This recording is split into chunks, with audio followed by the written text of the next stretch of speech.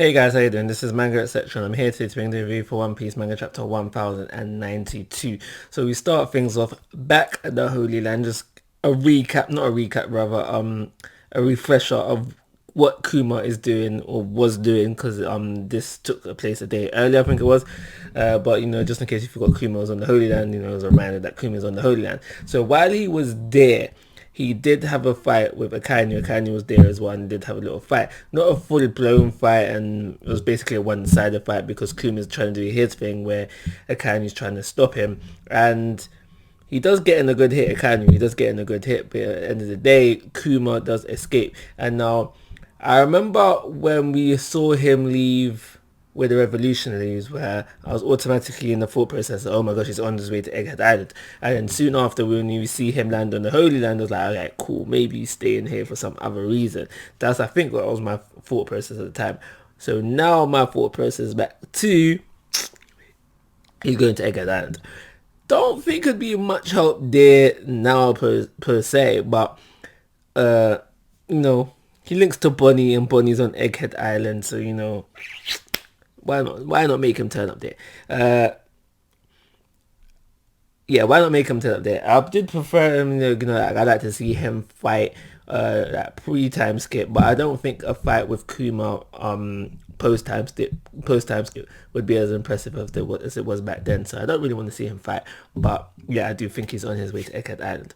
So after that, the focus on is really, well, rather, what I'm going to talk about lastly is the Kizaru versus Luffy stuff, because there was not much of a fight within this chapter. Hopefully, fingers crossed, that is coming within the next coming chapters. But the thing that I noticed, and I'm not gonna say it bugs me, but I did notice it, is that Luffy was fighting in Gear 4. And now, why that came to my attention straight away is because when he was fighting Rob Lucci, he went straight into Gear 5. So I just spent the rest of the chapter just thinking to myself, why was that the case? Why wasn't he fighting Lucci, went straight into Gear 5, and when he's fighting Kizaru, he went into Snake Man straight away? And the only thing I can think of is that is that kind of like a hint to us, the audience, that Lucci is stronger than Kizaru, because that's what you would do. You would only like use the amount of force that you feel necessary for your opponent at hand.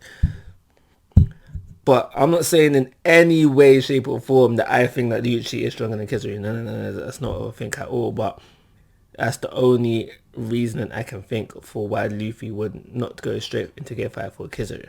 So not much of a fight in this chapter, like I said, between Kizaru and Luffy. I hope a bigger, better fight is coming on the way, but Kizaru is able to knock Luffy back, and then Kizaru is able to advance in, his journey, his vendetta at this moment in time. And at the end of the chapter, that's where Gear 5 does appear, to everyone's surprise and shock.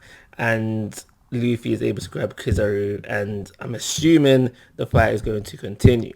And hopefully it's the bigger, better fight that we all truly want, because in all honesty, I'm pretty sure that the majority of fans wanted a full-blown fight within this chapter, but we did not get it at all. But that's everything I got to say about this chapter. Not really that exciting, if I'm honest. So I'm only going to give it a 2-star rating. Like always, guys, I'm asking for your thoughts and opinions. If you haven't already, please, guys, my YouTube channel. But most importantly, take care. Have a nice day.